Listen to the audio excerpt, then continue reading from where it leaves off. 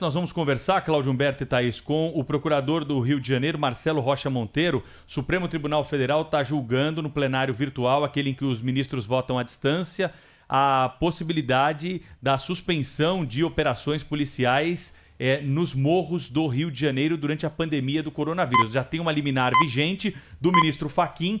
4 ministros já votaram, além de Fachin, Marco Aurélio, Lewandowski, Rosa Weber, para impedir o trabalho da polícia nos morros cariocas. Cláudio Humberto, passo a bola para você começar essa entrevista aqui no Jornal Gente da Rádio Bandeirantes.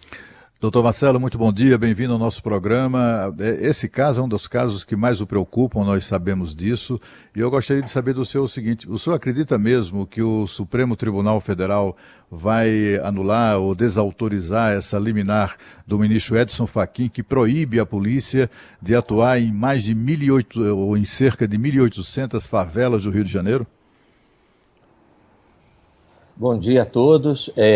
Olha, eu espero que sim, porque essa liminar ela é um absurdo, tanto do ponto de vista legal, né, já que ela não tem amparo em nenhuma lei. O Judiciário não traça políticas públicas de segurança, não traça política pública de coisa alguma, né? Quem traça a política de segurança pública é o governo eleito pelo povo, né, de acordo com a legislação elaborada também pelos representantes eleitos pelo povo.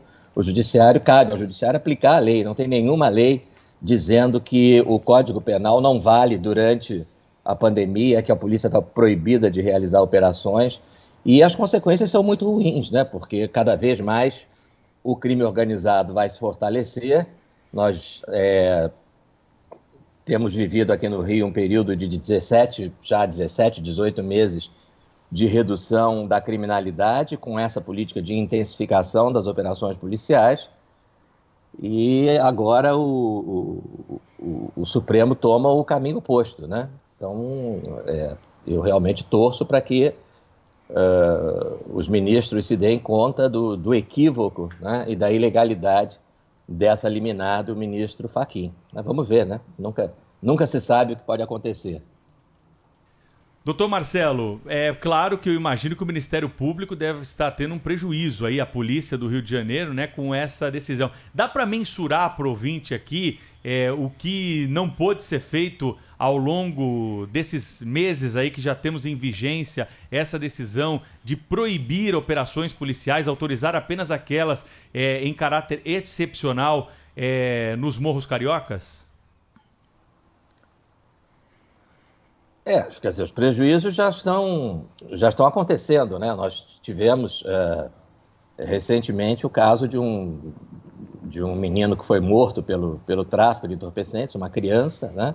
E a polícia não pôde ter acesso ao local sequer para fazer o exame do local do crime, né?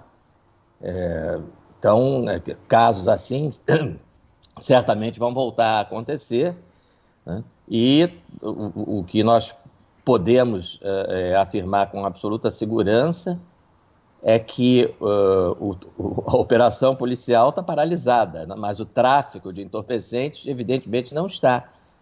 Então, a importância da operação policial, que muita gente erradamente diz que é enxugar gelo, né? Não é enxugar gelo, a importância é a asfixia do tráfico, né? Quanto mais operações policiais você realiza, mais você dificulta o trabalho do tráfico, mais você diminui o lucro, né? E quando você não realiza operações policiais, esse trabalho do crime organizado se torna muito mais fácil, né? E o lucro se torna muito maior. É uma história que nós aqui do Rio já conhecemos, porque foi exatamente o que aconteceu no governo Brizola nos anos 80, né? Quando as operações policiais foram proibidas, o tráfico aumentou o seu lucro extraordinariamente, e com esse lucro maior ele pôde comprar um armamento caro, sofisticado, né, que o colocou na época numa posição de superioridade com relação à polícia. Então, a liminar está vigorando há relativamente pouco tempo, mas se isso for mantido, né, a médio prazo, é exatamente o que nós vamos ter novamente, né? Um aumento no lucro, né? Outro dia alguém comentava, pede para o ministro Fachin dar uma liminar proibindo o tráfico durante a pandemia também de vender entorpecentes. Manda o oficial de justiça lá intimar o traficante para ver se ele vai cumprir a ordem, né? Então, é isso, né? A polícia paralisada, o tráfico em plena atividade, o lucro aumentando, e a gente sabe que esse lucro, parte dele vai se destinar à aquisição de novas armas. Essas novas armas hoje no Rio não são usadas só para o tráfico de entorpecentes, para garantir os territórios ocupados pela facção A, B ou C, mas são usadas também para roubo de carga, para assaltos em geral, roubo de veículos, e o tráfico realiza esses outros crimes diretamente ou até mesmo aluga, né? Vocês devem saber disso, aluga armas para outros grupos, outras quadrilhas que não são de traficantes, né? Para praticar, por exemplo, roubo de carga. Então, quanto mais tempo essa situação perdurar, o Rio de Janeiro só tem a perder, e não é apenas aqui o asfalto, como a gente diz, né, em oposição ao morro, à favela. É principalmente a população dessas favelas que é completamente subjugada pelo tráfico, né? E a única esperança de normalidade mínima que eles têm é a operação policial, que agora está sofrendo esse obstáculo, essa proibição, que, eu repito, é ilegal, não tem amparo na lei, né? Doutor Marcelo, já é possível já ficou mais claro assim, o que é que está por trás? Quer dizer, a gente até supõe, né?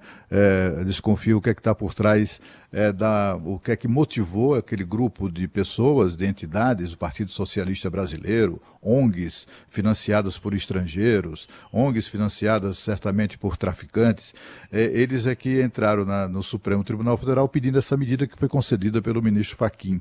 Essas entidades, o papel dessas entidades, desses organismos, já foi melhor definido, já está mais claro a serviço de quê ou de quem eles se encontram?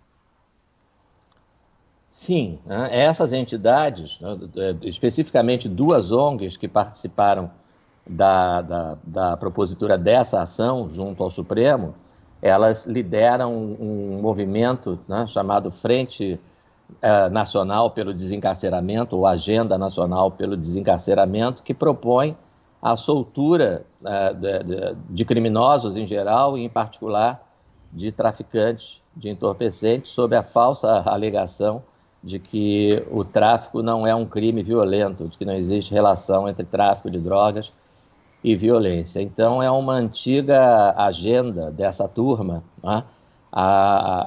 Essa chamada agenda do desencarceramento, né? Eles pedem, eles boicotam, em primeiro lugar, a construção de novas unidades prisionais, o aumento do número de vagas, eles são contra, né? Eles têm essa pauta, né, de que não seja investido nenhum real na construção de novas vagas no sistema penitenciário, e aí, em seguida, eles reclamam de que o sistema prisional está com superpopulação, né? Quer dizer,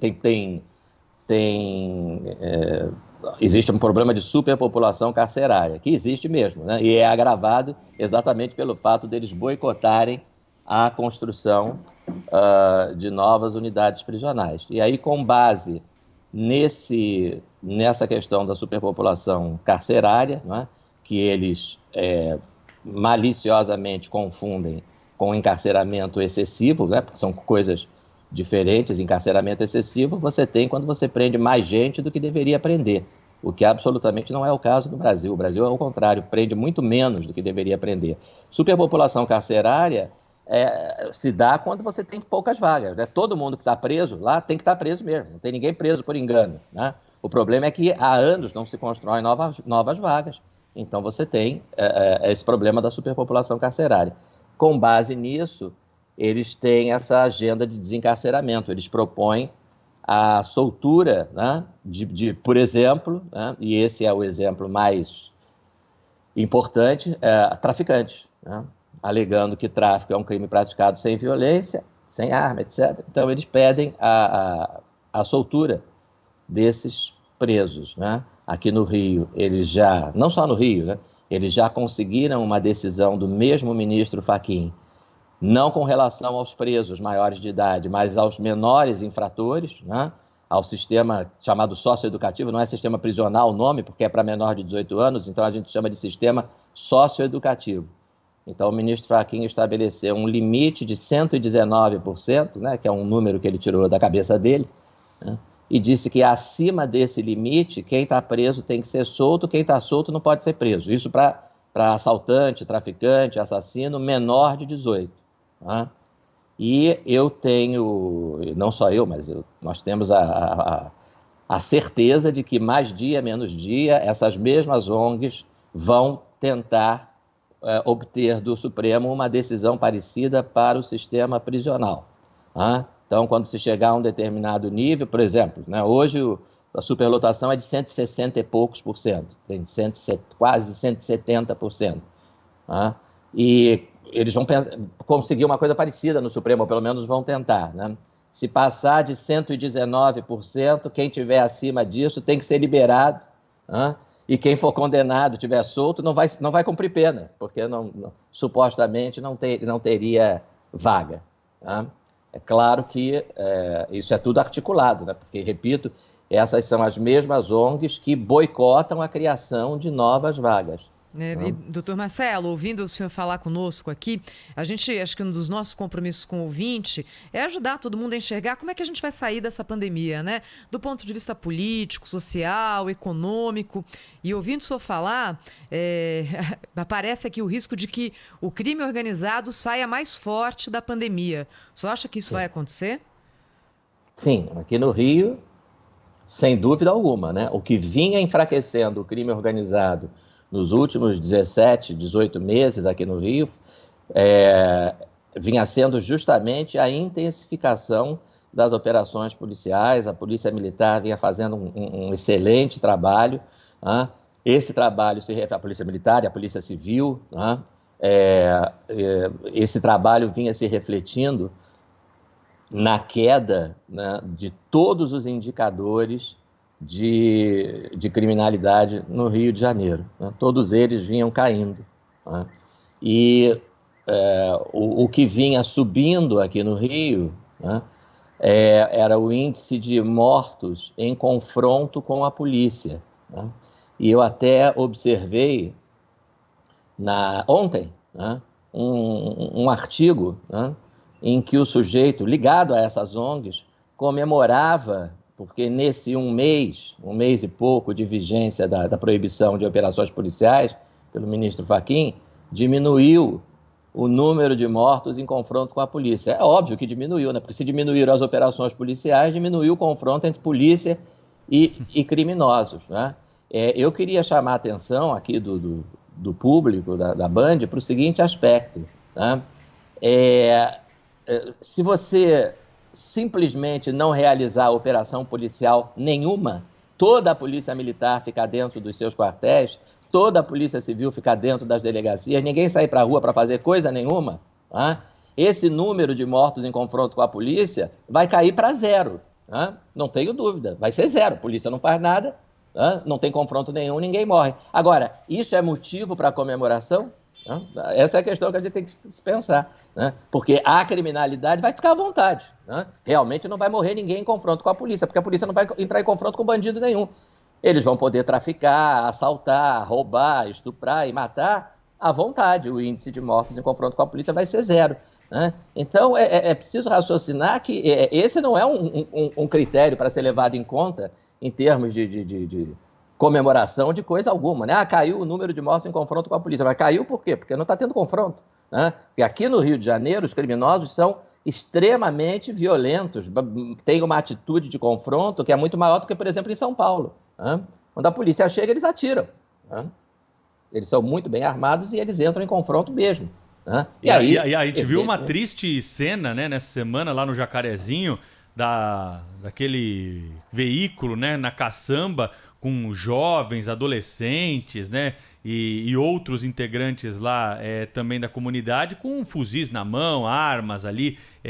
Isso parecia que era uma gravação de um clipe lá, mas de qualquer forma o Ministério Público, a polícia estão investigando o caso, né, porque é uma cena lamentável. E a polícia sem poder fazer nada, porque tem uma decisão do Supremo que impede os policiais de subirem o morro por causa do coronavírus, né, doutor Marcelo? Exatamente, né? É isso aí, né? Imagina, isso aí faz parte do nosso cotidiano. Aí a pergunta para o ministro Fachin é a seguinte: isso que nós estamos vendo nesse momento é uma situação excepcional? Ou será que o ministro considera que isso faz parte da normalidade do Rio de Janeiro? É uma coisa que a gente vai dizer, isso é normal, não justifica uma ação da polícia. Olha só o número de criminosos, olha o tamanho, olha a qualidade do armamento que eles estão portando, né? Em plena luz do dia, fazendo quase que um desfile, né? Como se fosse um desfile de carnaval. É isso, estão completamente à vontade. Agora, vocês pensem nos moradores desse lugar assistindo isso. Né? A grande maioria aí é gente que é trabalhador, é garçom, é faxineira, são empregados domésticos. Né? Imagina o que essas pessoas pensam, né? Estão saindo para o trabalho, assistindo a uma cena dessas, né? Porque essa cena quer dizer o seguinte: olha aí, pessoal, aqui quem manda é a gente, viu? Essa que é a mensagem. É a gente que está se dando bem, né? Isso, nós é que mandamos aqui. Vocês vejam bem, vocês cumpram as nossas ordens, né? Fiquem quietos, não falem com a polícia, nos obedeçam, porque nós é que mandamos nesse lugar. Né? É isso. Dr. Marcelo Rocha Monteiro, procurador de Justiça do Rio de Janeiro, conversou conosco ao vivo aqui no Jornal Gente da Rádio Bandeirantes sobre esse importante caso. A gente vai continuar acompanhando para saber como temos um desfecho para essa votação no Supremo Tribunal Federal. Obrigado mais uma vez pela entrevista, hein? Um bom dia para o senhor. Bom dia, muito obrigado a vocês. Sempre um prazer falar com a Band.